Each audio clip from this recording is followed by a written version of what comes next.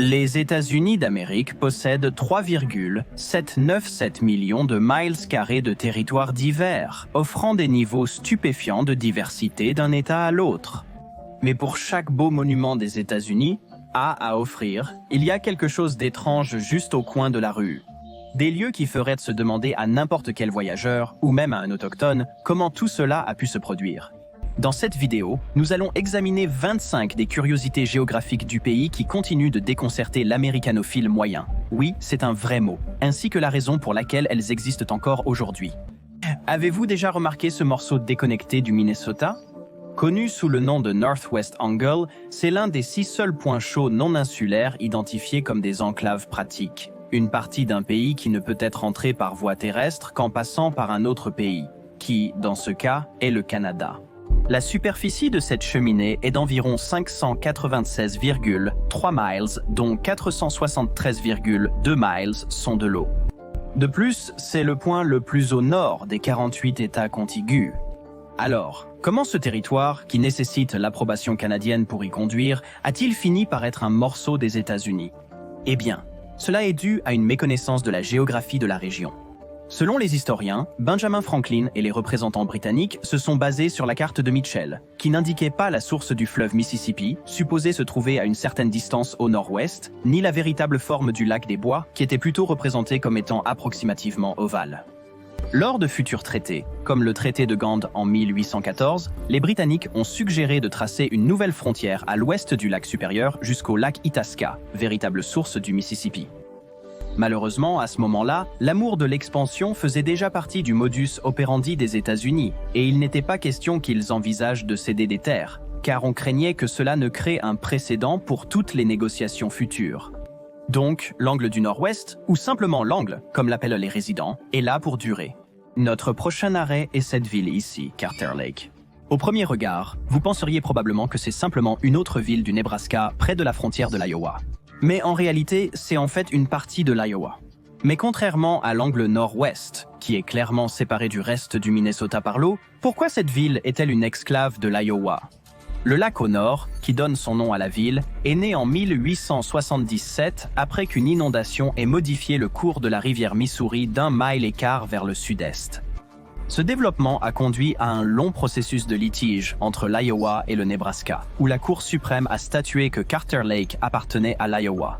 Ce qui rend cela si unique, c'est que cela défie la règle générale selon laquelle les limites des États suivent les changements de la rivière. En conséquence, en juillet 1930, Carter Lake a été incorporé en tant que ville, accueillant 2 parcs d'attractions au début du XXe siècle, ainsi que devenant un lieu de jeu dans les années 30 et 40, avec une application limitée de la loi. Merci Mère Nature. Rapidement, laissez-moi vous poser une question. Quel État des États-Unis est le plus proche de l'Afrique? La plupart des passionnés de cartes pourraient penser que la Floride est à environ 4085 miles de Gourgara. De plus, le climat de la Floride vous fait penser qu'elle doit être le voisin océanique le plus proche de l'Afrique aux États-Unis. Hélas, vous auriez tort. Il s'avère en fait que c'est le Maine. Plus précisément, une péninsule de l'État connue sous le nom de Quoddy Head, ce qui sonne comme quelque chose sorti de Moby Dick. Cette petite colonie de phares est le point le plus à l'est des États-Unis, à 3154 miles d'El Bedouza, une commune rurale au Maroc, à peine plus de 900 miles plus proche que la Floride. Connu pour son littoral rocheux et ses cabanes à homards, l'État frais du Maine semble être un endroit étrange pour être le plus proche du berceau de la civilisation, et pourtant, nous y sommes. Juste au sud du Maine, nous arrivons à New York, qui a une structure gouvernementale plutôt unique. Comme vous le savez peut-être, New York est composé de 5 arrondissements. Pour les non-initiés, ces arrondissements sont intitulés Manhattan, Brooklyn, Queens, le Bronx et Staten Island. Chaque arrondissement correspond également aux limites du comté du même nom. Ce groupe de comtés couvre une superficie relativement petite de 322 miles carrés de terre, et pourtant chacune de ces poches sociétales possède son propre système de classe et sa propre culture. Manhattan agit comme le siège de la richesse, abritant la plupart des gratte-ciel du territoire, des multinationales, Wall Street et le siège de l'Organisation des Nations Unies. Brooklyn, à l'extrémité ouest de Long Island, est le plus peuplé des 5 et est connu pour sa diversité et sa scène artistique florissante. Queens est le plus grand de tous. Fondé par les Hollandais, il a connu un grand succès commercial, inspirant d'innombrables émissions de télévision et films. Le Bronx abrite le Yankee Stadium et le plus grand zoo métropolitain du monde. Enfin, Staten Island offre une vue dégagée sur la Statue de la Liberté, le long de 28 miles de sentiers et de la ceinture verte. Mais la chose étrange à propos de cette disposition est que le gouvernement de la ville de New York en tant qu'entité dépasse l'autorité de chaque comté individuel. Donc alors que la direction du comté surpasserait une ville dans les 49 autres États, la ville de New York est l'exception.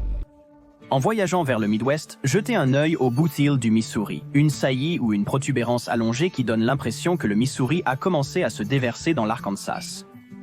La frontière sud du Missouri est une ligne droite.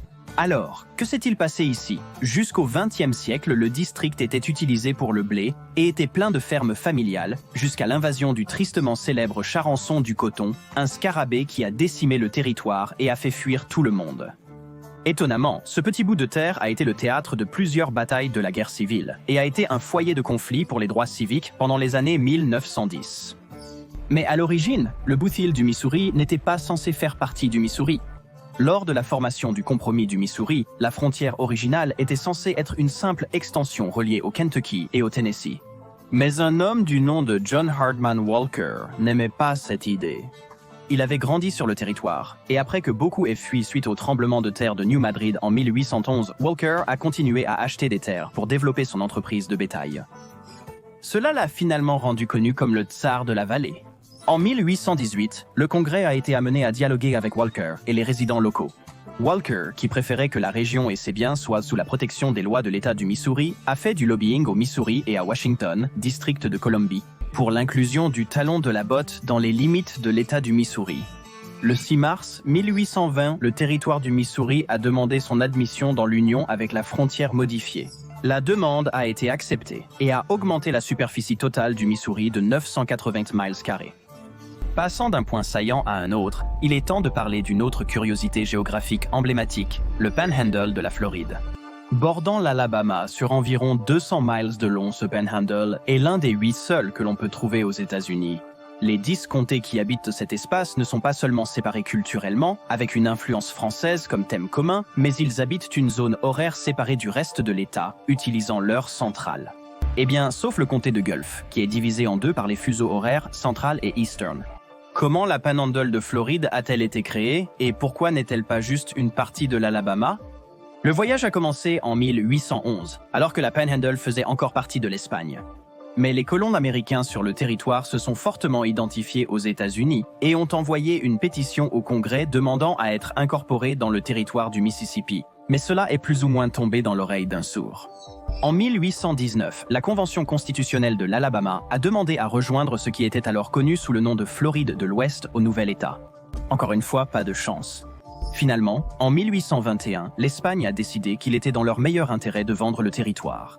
Les comtés de Panhandle sont devenus une partie de la Floride, admise en tant qu'État en 1845. Après un tour de montagne russe, voici où elle est aujourd'hui.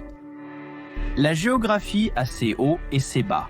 Dans ce cas, littéralement et figurativement. Une autre curiosité captivante est en Californie.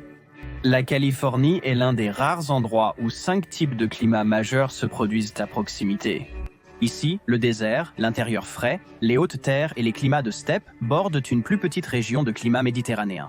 La moitié de tous les produits provient du paysage variétal de l'État. Il n'est donc pas surprenant qu'il y ait de nombreux sommets et vallées à visiter en tant que voyageur. Dans ce cas particulier, le sommet dont nous parlons aujourd'hui est le mont Whitney, un monstre de montagne de 1453,6 mètres et le sommet culminant de la Sierra Nevada. Son voisin, situé à seulement 85 miles du sommet élevé, est le bassin de Badwater dans la vallée de la Mort, situé à 86,3 mètres sous le niveau de la mer. Ce qui rend cela fascinant ou étrange, c'est que ce sont les points les plus hauts et les plus bas des États-Unis contigus. Le pays mesure environ 3000 miles de large, donc le fait que le mont Whitney et Badwater soient si proches l'un de l'autre est l'une des coïncidences naturelles les plus folles de cette liste. Aux États-Unis, il existe une hiérarchie évidente au sein du gouvernement. Vous avez des villes qui font partie des comtés, qui constituent des États, qui relèvent du gouvernement fédéral à District de Columbie. Donc, cela peut surprendre certains de savoir qu'un État a décidé que cette hiérarchie ne s'appliquait pas à eux. Cet État est la Virginie, mais pourquoi ? Eh bien, c'est une question assez compliquée qui remonte à l'époque des colonies. lorsque les Britanniques essayaient d'encourager la création de villes afin de mieux prélever les impôts sur leurs sujets. C'était un geste futile, et l'Assemblée générale de Virginie a tenu de nombreuses réunions dans une tentative de résoudre le problème dans les années suivantes. Le problème venait souvent d'un manque de densité de population. Enfin, après la Première Guerre mondiale, le comté d'Alexandria a été le premier en Virginie à avoir une densité de population suffisante pour que les responsables locaux puissent fournir des services publics équivalents à ceux des villes et des communes. La Cour suprême d'appel a statué en 1922 que les villes ne pouvaient pas être créées dans le comté d'Arlington et que son territoire ne pouvait pas être annexé par la ville adjacente d'Alexandria. Ainsi, le comté d'Arlington devait être traité comme une ville indépendante. Et il a été le premier comté des États-Unis à adopter la forme de gouvernement du gestionnaire de comté. Avance rapide jusqu'à aujourd'hui, et de nombreuses villes de Virginie à l'échelle de l'État sont complètement séparées des comtés en ce qui concerne la juridiction. Les résidents des villes et des comtés règlent leurs litiges juridiques dans des tribunaux distincts, disposent de plans d'utilisation des terres et de transports séparés, et dans la plupart des cas, de systèmes scolaires distincts aussi. Finalement, la Virginie le ferait à sa manière. En allant plus au sud, le Texas est un autre membre des États-Unis qui marche définitivement au rythme de son propre tambour. En tant que deuxième plus grand membre de l'Union, il s'étend sur 268 596 miles carrés, près de 3 fois plus grand que tout le Royaume-Uni. Anciennement partie du Mexique, le Texas était en fait devenu un pays indépendant en 1836, lui laissant pas mal de temps pour développer sa propre identité avant de rejoindre les États-Unis en 1845. Des rodéos au chapeau de 37,8 litres à son emblématique drapeau Lone Star, le Texas. Présence est si grande que beaucoup à l'extérieur croient que les Texans et les Américains, en général, sont une seule et même chose. Tout cela mis à part, bien que beaucoup voient le Texas comme le champion du Sud, certains pourraient être étonnés de savoir à quel point le Texas est réellement au sud. En fait, si vous regardez une carte du sud profond du Texas, vous verrez que son point le plus au sud descend presque aussi bas que Miami. Le port de Brownsville est presque en ligne droite vers la capitale de la fête, à environ 1,46,6 km nautiques à travers le golfe du Mexique. Au numéro 10, nous examinerons une autre merveille naturelle, le lac Crater. Situé dans le sud-centre de l'Oregon, ce lac de cratère volcanique est célèbre pour son esthétique à lui seul, attirant un certain nombre d'enthousiastes de cross-country avec sa couleur bleue riche et sa clarté de près. Aucune rivière n'y coule ni n'en sort, et il compense toute perte d'eau par les précipitations ou la fonte des neiges. Il abrite également 2 petites îles, nommées de manière unique Wizard Island, un cône de cendres de 128 hectares, et un pilier de roche naturelle appelé Phantom Ship. Ces faits sont suffisants pour attirer l'attention, mais l'étrangeté réside dans la profondeur du lac Crater.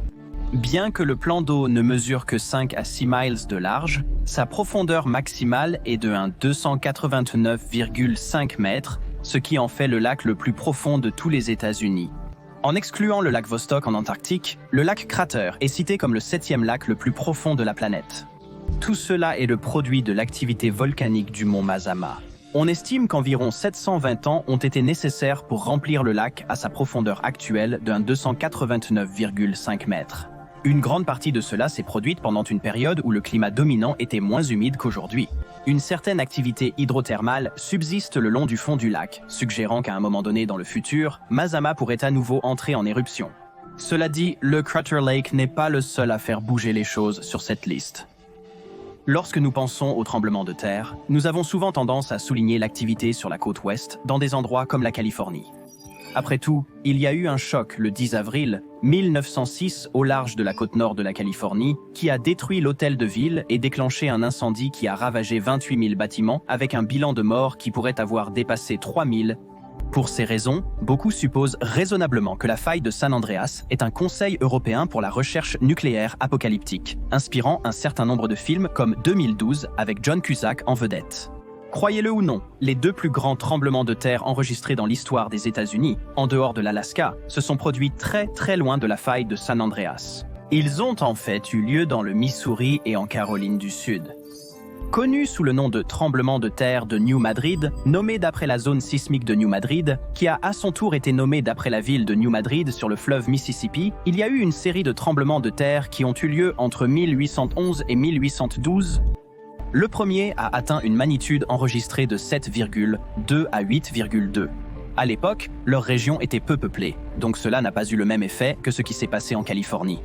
Le dernier tremblement de terre a cependant été très puissant, secouant à une magnitude de 7,4 à 8,6. La ville de New Madrid a été détruite. À Saint-Louis, Missouri, de nombreuses maisons ont été gravement endommagées et leurs cheminées ont été renversées. À ce jour, de nombreux résidents de l'Est sont avertis qu'un tel tremblement de terre pourrait se reproduire dans les 50 prochaines années environ.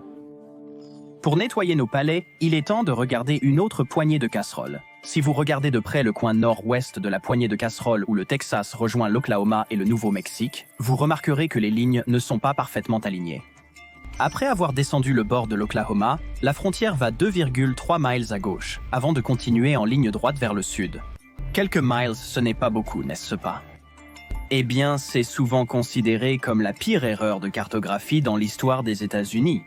Allons un peu plus loin ici. Cette erreur dépasse en réalité de loin les 2,3 miles précédemment cités. En réalité, elle s'agrandit à mesure qu'elle continue vers le sud sur 310 miles jusqu'au coin inférieur du Texas-Nouveau-Mexique où elle tourne à l'ouest et se dirige vers El Paso. Au total, l'erreur représente un hockey de 942 miles carrés. Pour couronner le tout, ce territoire aurait dû revenir techniquement au Nouveau-Mexique. Donc, que s'est-il passé? En 1859, un dénommé John H. Clark a été rémunéré pour réaliser des relevés et poser des monuments le long du 103e méridien correspondant à l'actuelle frontière entre l'Oklahoma et le Nouveau-Mexique. Clark a commencé à l'extrémité sud de la frontière actuelle entre le Texas et le Nouveau-Mexique et a progressé vers le nord jusqu'à ce qu'il n'ait plus de source d'eau. Cela semble assez raisonnable, mais il y avait un petit problème en plus de ce problème. Alors qu'il reliait les lignes, il a été effrayé par les autochtones de la région et a décidé de s'arrêter 70 miles plus tôt. Cela nous mène au troisième souci néanmoins. Même s'il ne fuyait pas, il n'aurait toujours pas réussi à tracer une ligne de connexion. Il s'est avéré que ses calculs étaient faux et qu'il s'était trompé de 2,3 miles que nous voyons sur la carte aujourd'hui. Mais c'est plus que ça. Lorsque vous calculez la bande étroite de terre qui aurait dû être le Nouveau-Mexique, cela représente 603 348 acres. Mais en raison de la paresse ou d'un manque de rigueur, la frontière a été acceptée et certifiée en 1891. En 1910, l'erreur a été découverte lorsque le Nouveau-Mexique se préparait à devenir un État, poussant celui-ci à revendiquer le territoire. Cependant, dans la bande de terre qui deviendrait alors une partie du Nouveau-Mexique, se trouvait le ranch X-City dont l'investisseur principal, un homme nommé John Farwell, était également un ami du président de l'époque, William Howard Taft. Ne voulant pas perdre de droits fonciers, Farwell a réussi à persuader le président Taft de dire au Nouveau-Mexique de laisser la frontière telle qu'elle était, ou d'oublier de devenir un État à part entière. Le Nouveau-Mexique a reculé, laissant la frontière telle qu'elle est actuellement. En parlant de frontières, certaines sont aussi délibérées qu'elles sont bizarres. Par exemple, avez-vous déjà remarqué que le haut du Delaware est rond? C'est à cause de quelque chose connu sous le nom de cercle de 12 miles, un arc circulaire qui constitue la frontière entre le Delaware et la Pennsylvanie, s'étendant à partir de la ville de Newcastle au Delaware. Comme beaucoup de bizarreries de l'Est des États-Unis, le début de cette ligne remonte au roi Charles II, qui, en 1681, a accordé un acte à William Penn. Le cercle était le produit de l'exception du monarque pour répondre aux besoins du duc de York, qui avait remporté la région après une victoire contre les colons néerlandais. Le duc a ensuite donné les terres à Penn, un an après l'accord. Le cercle n'est pas sans controverse, cependant. Il est à noter que le cercle prétend que l'intégralité de la rivière Delaware fait partie du territoire du Delaware. Habituellement, une frontière aquatique est partagée en son milieu, mais cette demande sur la totalité de la voie navigable a provoqué des différends gouvernementaux entre le Delaware et le New Jersey. Bien que la Cour suprême ait tenté de mettre fin à ces préoccupations, ils ont continué à se battre sur cette frontière étrange, le Delaware allant même jusqu'à demander la garde nationale pour la sécurité au début des années 2000. Ceci, cependant, était finalement un geste symbolique. Pour l'instant, la revendication du Delaware sur la rivière reste clairement en vigueur. En restant sur le Delaware pour un moment de plus, c'est un cas où la géographie physique et humaine se rencontrent. Nous parlons de la péninsule du Delaware, ou de la péninsule de Delmarva, selon qui vous demandez.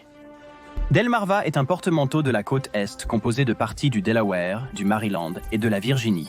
Bien que Delmarva soit possédé par 3 gouvernements différents, qui souhaitent probablement secrètement en être les seuls propriétaires, c'est une masse terrestre qui a depuis développé sa propre culture distincte. En fait, nombreux soulignent que Delmarva a un accent distinct et une manière de parler unique. De plus, il y a eu des efforts de la part des habitants pour faire sécession, mais ces efforts se sont avérés infructueux.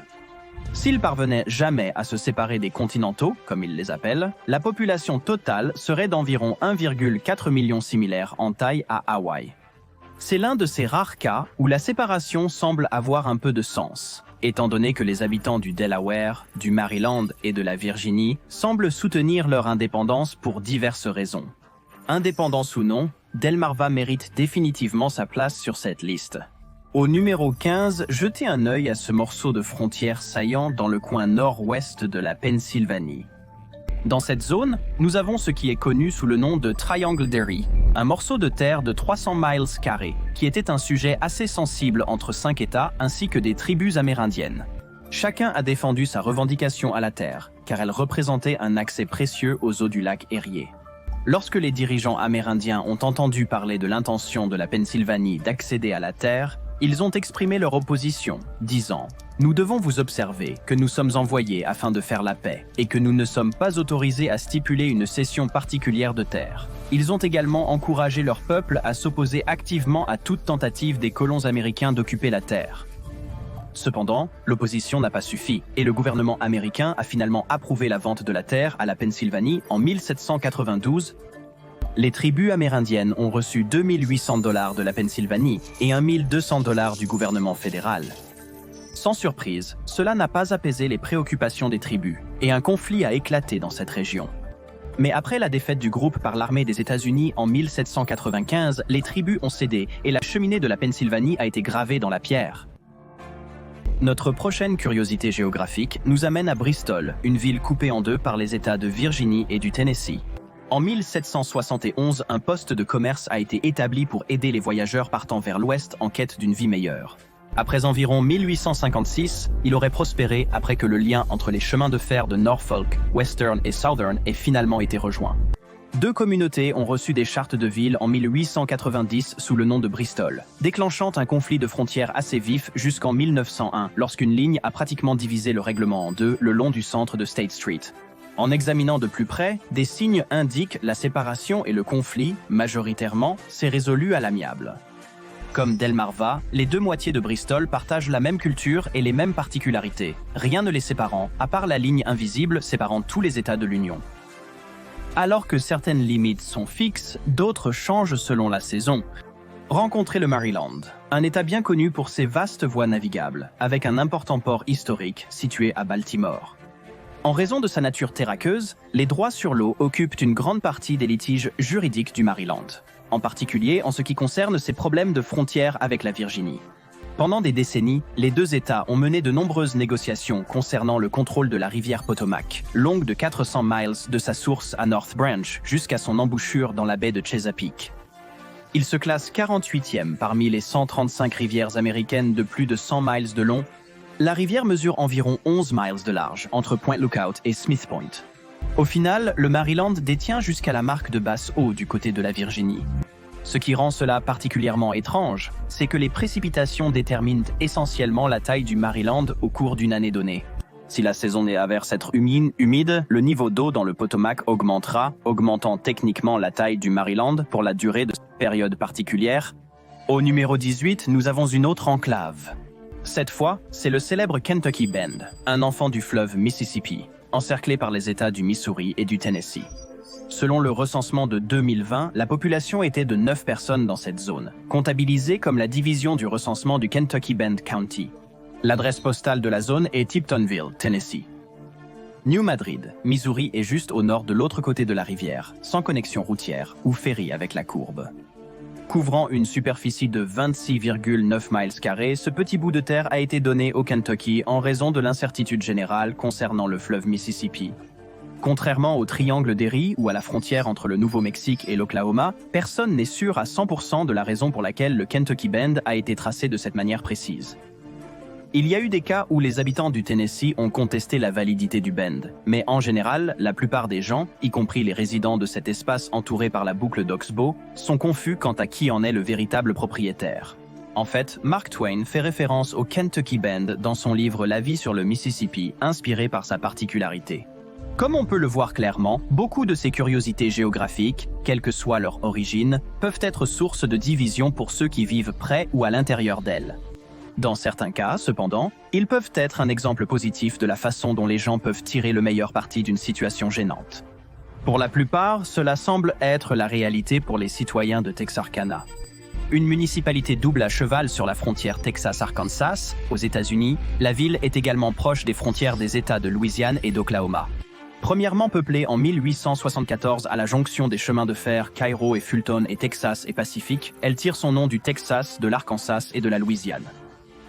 L'expansion rapide des chemins de fer a conduit à une collaboration rapide avec les marchés, et les compagnies de chemins de fer étaient ravies de répondre à cette demande. Fin des années 1850, les constructeurs ont collaboré avec le chemin de fer Cairo et Fulton, développant leurs lignes vers le sud de l'Arkansas. Au cours du demi-siècle suivant, des rivalités entre constructeurs ont conduit à faire de la frontière le point de jonction pour les chemins de fer en expansion. Aujourd'hui, l'avenue State Line divise le Texas et l'Arkansas, mais ils demeurent fortement liés sur les plans économiques et culturels. Ils partagent un bureau de poste et un tribunal. Ensuite, nous avons un autre exclave appelé la péninsule perdue. Ce petit morceau du comté de Monroe, dans le coin le plus au sud-est du Michigan, est né après le conflit frontalier de la guerre de Toledo en 1835 et 1836 pour déterminer si l'État de l'Ohio ou le territoire du Michigan contrôlerait une zone connue sous le nom de bande de Toledo. Peu de gens le savent, mais il y a eu des cas où les États, en dehors de la guerre civile, se sont battus pour résoudre des litiges. Fait amusant, ce n'était pas vraiment l'un de ces moments. En réalité, on pourrait arguer que la guerre de Toledo ne devrait pas être considérée comme une guerre, vu l'absence de véritables victimes. De plus, il y a eu à peine des dommages matériels, ce qui en fait une sorte de blague récurrente parmi les habitants du Midwest. Après la fin de cette guerre pratiquement sans effusion de sang, la nouvelle frontière de l'État a été établie approximativement à la latitude de 41 degrés, 44 minutes nord, juste au nord de l'embouchure de la rivière Maumee. Étrangement, la ligne a continué à travers la rivière Ottawa, rendant la péninsule déconnectée du reste de l'État, lui donnant le nom de péninsule perdue. D'exclave en exclave, nous nous retrouvons à la prochaine bizarrerie géographique, Point Roberts, Washington. Cette zone, avec une population de 1191 selon le recensement de 2020, est autant une bizarrerie politique qu'elle est géographique. Selon les archives disponibles, la frontière ouest entre les États-Unis et le Canada suit le 49 parallèle en raison du traité de l'Oregon signé le 15 juin 1846. Le traité a résolu un conflit entre la Grande-Bretagne et les États-Unis concernant la région aujourd'hui appelée Montagne Rocheuse du pays de l'Oregon. Le petit morceau de la péninsule de Point Roberts était au sud du 49 parallèle et donc était placé aux États-Unis, mais il n'est relié par aucun terrain. C'était un endroit préféré pour les immigrants islandais, et il représente toujours un septième des résidents de la Terre. Au numéro 22, c'est l'une des curiosités géographiques les plus populaires pour la plupart des gens aux États-Unis, ainsi qu'un point chaud à travers le pays pour beaucoup qui traversent l'Ouest. Le monument des quatre coins. Selon qui vous demandez, cet endroit est soit un piège à touristes, soit un site qui illustre les complexités historiques de l'époque. Au début, la première frontière a été tracée après le compromis de 1850, une série de lois écrites pour combattre les tensions croissantes menant à la guerre civile. Il a par conséquent créé le territoire du Nouveau-Mexique et le territoire de l'Utah, suivi d'un transfert de terre au territoire du Colorado, nouvellement créé en 1861. Lorsque les États confédérés d'Amérique gagnaient du terrain avec le territoire de l'Arizona, l'Union a répondu en créant un autre du même nom. La définition de l'Union a divisé le Nouveau-Mexique le long d'une ligne nord-sud, le 32e méridien à l'ouest de Washington, qui a simplement prolongé la frontière entre le Colorado et l'Utah vers le sud. Le plan de l'Union est finalement devenu réalité, et cela a créé le quadrupoint aux quatre coins modernes. Aujourd'hui, il y a de légères différences dans la frontière du Nouveau-Mexique, mais les quatre coins restent debout comme un monument aux tensions croissantes entre le nord et le sud, ainsi qu'une façon amusante de dire que vous étiez dans quatre endroits à la fois si vous avez réussi à faire ce détour célèbre. Quand nous pensons à ces bizarreries, ce sont souvent exclusivement des problèmes domestiques. Mais parfois, les développements nous emmènent dans des endroits lointains. En 1590, un missionnaire espagnol, Fray Joson de Acosta, a proposé une théorie intéressante concernant un possible pont terrestre reliant l'Asie à l'Amérique du Nord, car la migration transcontinentale était un sujet très débattu à l'époque. Maintenant, bien qu'une majorité de cette croyance ait depuis été rejetée, nous savons qu'il y a une période où la Russie et les États-Unis étaient au moins partiellement connectés. On l'appelle le détroit de Bering, un pont de glace qui est souvent dit pour fermer le gap de 53 miles à son point le plus étroit, entre l'Amérique et la Sibérie. Cela a inspiré pas mal de discussions bizarres entre les deux pays. En avril 2007, des officiels russes ont informé la presse que le gouvernement russe soutiendrait un plan de 65 milliards de dollars américains par un consortium d'entreprises pour construire un tunnel du détroit de Bering. Mais comme vous le savez, les relations entre les États-Unis et la Russie ne sont pas exactement ce que nous appellerions amicales à ce stade, et donc le projet n'a jamais abouti. Ensuite, nous jetons un coup d'œil à la péninsule supérieure du Michigan, ou comme beaucoup de gens du Midwest l'appellent, le UP, une masse terrestre de 16 377 miles carrés, bordant 3 grands lacs, ainsi que le nord du Wisconsin. Un rapide coup d'œil à ce joyau suffit pour faire se gratter la tête à n'importe qui, car il ne semble pas très logique que ce territoire n'appartienne pas au roi du fromage. Une fois encore, nous devons simplement observer le ridicule conflit appelé guerre de Toledo. Ce conflit entre le Michigan et l'Ohio était rempli de menaces en l'air. Ici, les milices de chaque camp ont commencé à semer le trouble. Ils tiraient en l'air, ce qui de nos jours est connu comme la chasse au canard, poussant le président Jackson à pousser l'affaire à une conclusion rapide. Finalement, l'Ohio a obtenu la bande de Toledo pour stopper l'effort de l'État contre l'admission du Michigan comme État. Dans un échange plutôt étrange, le Michigan a reçu la péninsule supérieure. Au début, cela semblait être une mauvaise affaire, mais les décennies suivantes ont prouvé le contraire, car le Michigan s'est retrouvé avec une abondance de ressources naturelles. Notre dernière bizarrerie est physique et n'a vraiment pas besoin d'introduction, car elle a été fréquemment mentionnée à différents points de cette liste ondulée. Ce ne serait autre que le fleuve Mississippi. L'un des principaux systèmes fluviaux du monde en termes de taille, de diversité d'habitat et de productivité biologique, il est renommé pour son importance culturelle et commerciale à travers les États-Unis d'Amérique. Des chansons aux films en passant par les grandes œuvres littéraires, le fleuve Mississippi est un phare naturel pour tous ceux qui ont la chance d'être en sa présence. S'écoulant sur 2350 miles depuis le lac Itasca dans le Minnesota, le fleuve alimente une part significative de l'économie du Haut-Midwest.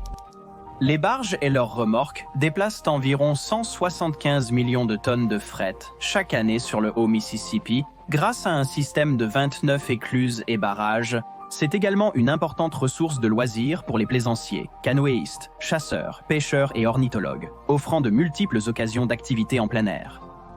Il traverse le Minnesota, Wisconsin, Iowa, Illinois, Missouri, Kentucky, Tennessee, Arkansas, Mississippi, Louisiane et délimite les frontières de la plupart des territoires associés. Citant Mark Twain, le fleuve Mississippi aura toujours sa propre voie. Aucune compétence en ingénierie ne peut le persuader de faire autrement. Nous espérons que vous avez apprécié ces 25 curiosités géographiques des États-Unis. Leur présence illustre la riche diversité que l'on peut trouver dans ce pays relativement jeune, ainsi que, dans certains cas, comment l'humanité trouve un moyen de parvenir à un compromis avec les solutions les plus uniques. Y a-t-il des curiosités que vous aimeriez mieux connaître, ou en avons-nous oublié dans cette liste ? Faites-le nous savoir dans les commentaires ci-dessous. Maintenant, regardez d'autres vidéos, comme la vraie raison pour laquelle les navires ne passent pas sous l'Amérique du Sud, ou pourquoi l'un des plus grands lacs des États-Unis réapparaît des siècles après avoir disparu. Merci d'avoir regardé.